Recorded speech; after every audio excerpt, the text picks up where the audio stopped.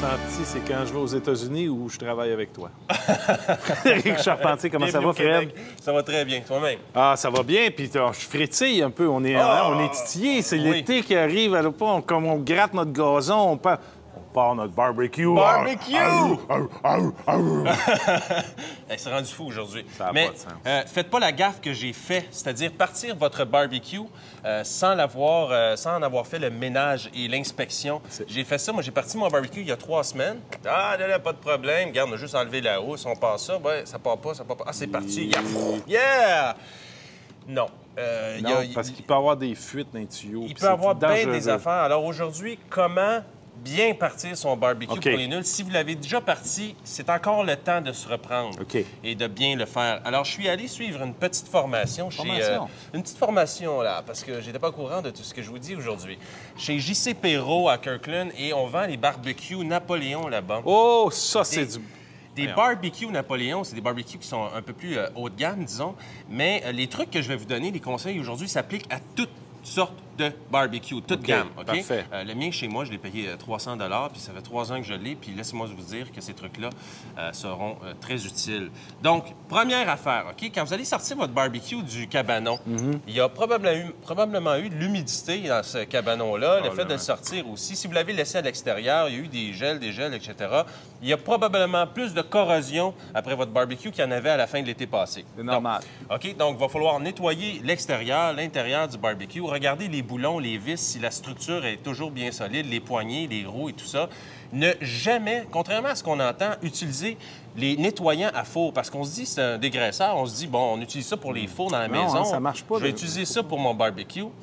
Le problème avec ça, semblerait-il, c'est que l'agent qui est à l'intérieur va oxyder des petits tuyaux d'aluminium dans lesquels circule finalement le gaz propane, ce qui va faire que ça va percer. Boum! Percer, c'est ça, ça peut arriver, ça va percer prématurément le petit tuyau et la vapeur, le gaz va s'échapper plus vite. Et du gaz qui s'échappe de votre barbecue, c'est pas bon. On s'entend-tu?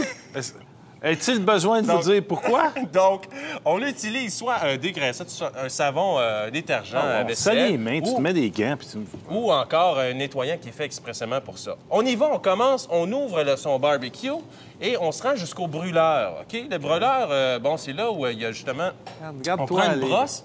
Ce que j'ai, c'est une brosse qui est en laiton, la brosse qu'on utilise pour la grille habituellement. On frotte le brûleur. Donc, il va falloir démancher, si vous voulez, enlever le brûleur avec des outils. Et puis là, on va le frotter avec cette brosse-là. Là, c'est une petite mèche que j'ai. Chaque petit trou du brûleur, on doit le perforer parce qu'il y a peut-être des débris qui sont pris là à l'intérieur. Regarde tout ça, cette brosse-là. Et c'est une brosse à Venturi qu'on appelle. Donc, c'est une brosse à brûleur.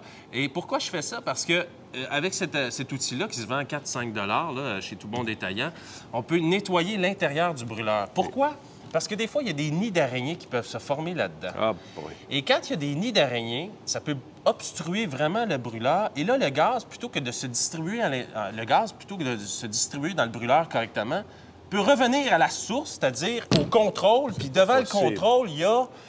Il y a quoi devant le contrôle? Il y a ton contrôle à toi, là, ta zone érotique, là.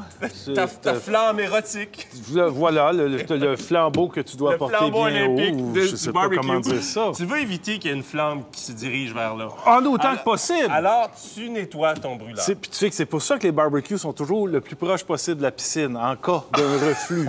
Comme, hey, man, ça doit toujours faire son mal. speedo à proximité de son barbecue. Parle-moi-en pas, j'en ai un nouveau, hein. Oui? Ce sera une autre chronique. Prochaine... Oui. Je m'étais procuré le speedo en amiante pour éviter ces incidents-là. Ah oui? C'est très chaud, par exemple. C'est chaud. Les grilles. Alors, changeons de sujet. Si oui, tu veux oui, j'ai avec les grilles.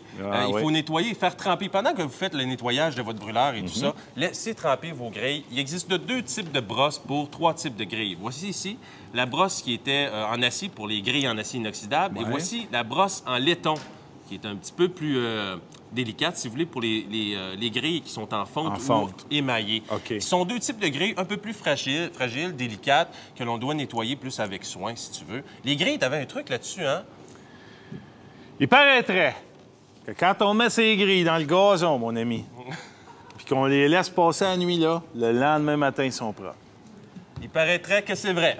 Il paraîtrait également, Gildor, que lorsqu'on met nos grilles après utilisation dans un papier journal et que l'on mouille l'ensemble, donc le papier journal et la grille, et que l'on laisse macérer le tout pendant toute une nuit, le lendemain matin, c'est réglé. Ben, je te crée pas. C'est des trucs maison. Alors, on continue. Donc, c'est la rosée qui fait la job. C'est la rosée qui fait la job. Finalement, faites tremper vos grilles, c'est bol. C'est ça que ça veut dire. T'as découvert la solution, en tout cas. OK. Test de fuite. OK, s'il y a quelque chose Ça, que vous c'est devez super, retenir ça, à la maison, sérieusement, c'est c'est vraiment bien ça. important, OK. ouais. Les tests de fuite, ça, c'est des fuites, OK? Vous voyez, j'ai badigeonné une solution. Ouais, 50 eau, 50 savon à vaisselle. Vous trempez un pinceau et partout où il y a des raccords, des joints, les valves, vous trempez finalement ces petites pièces-là à l'aide du pinceau. Et vous allez ouvrir la valve. Là, je suis devant le barbecue. En dessous, il ne faut pas oublier aucune zone, OK? Quand ça, c'est fait, OK? Vous partez la valve principale, vous l'ouvrez à fond et vous partez les contrôles de brûleur. Et là, le gaz va sortir de votre barbecue. Et là, vous regardez partout où vous avez mis cette petite solution savonneuse-là. Est-ce qu'il y a des bulles? Et vous allez le voir. Si vraiment il y a des fuites, posez-vous pas de questions. C'est pas les petites bulles de savon, là. Ça va faire des méga bulles de même, OK? Ouais. Je l'ai essayé en fin de semaine, j'ai pas eu de bulles. Non, puis on se sent bien quand on l'a fait après. Moi, je connais quelqu'un qui travaille pour une compagnie de propane, OK, de barbecue puis tout ça. Puis il vient inspecter mes affaires. Des fois, il est chez nous, il fait, Et de tous les appareils de mesure puis d'inspection qu'ils ont, là, c'est ça c'est l'eau savonneuse, qui est le plus fiable, c'est ça qu'ils font. Effectivement. Les spécialistes. Fait que posez-vous pas de questions. Vitement, donc l'allumeur également. Donc l'allumeur, on change la batterie si jamais il y a une batterie dans votre allumeur. Quelque chose de très important. Hier, j'ai fait mon nettoyage de barbecue et le représentant qui m'a dit, écoute, Frédéric, c'est très important. Il y a une mise à terre qui se fait avec l'étincelle. C'est ça qui va permettre à ton étincelle, finalement, de partir puis de faire la flamme, de partir la flamme.